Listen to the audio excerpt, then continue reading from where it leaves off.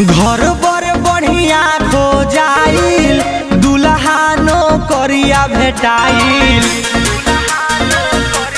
ए हो घर बर बढ़िया खो जाइल दुल्हानो करिया भेटाइल। का कहूं बोलो एही से सोना तोहर मनवा खिलता। एही से सोना तोहर मनवा खिलता। कि पिया बड़ी महंगा मिलता, कितने थन गहना मिलता। कि पिया बड़ी महंगा मिलता, कितने थन गहना मिलता। और का पांठा लेबू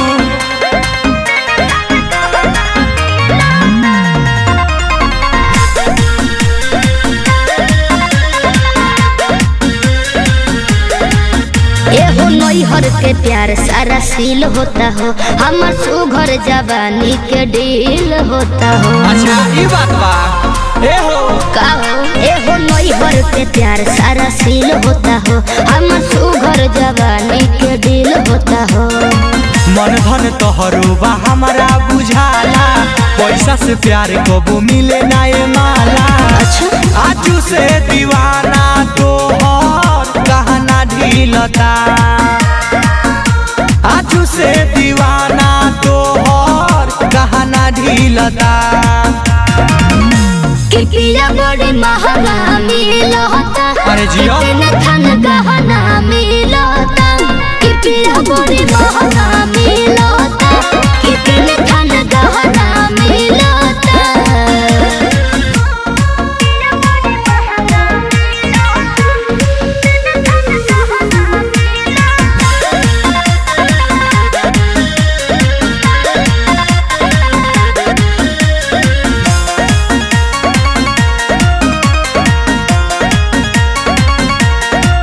बात घर परिवार के न टाल सकीला, धीरज तो के न दिल से निकाल सकीला।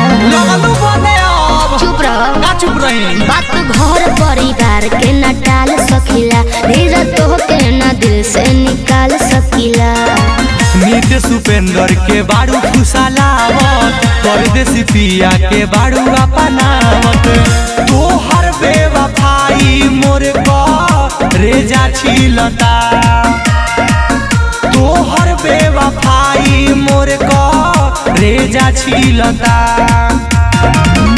कि पिया बड़ी महंगा मिलता, कितने थन गहना मिलता।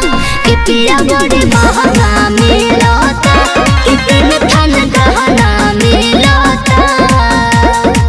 घर बर बढ़िया खो जाइल दुल्हानो करिया भेटाइल। एही से सोना तोहर मनवा खिलता।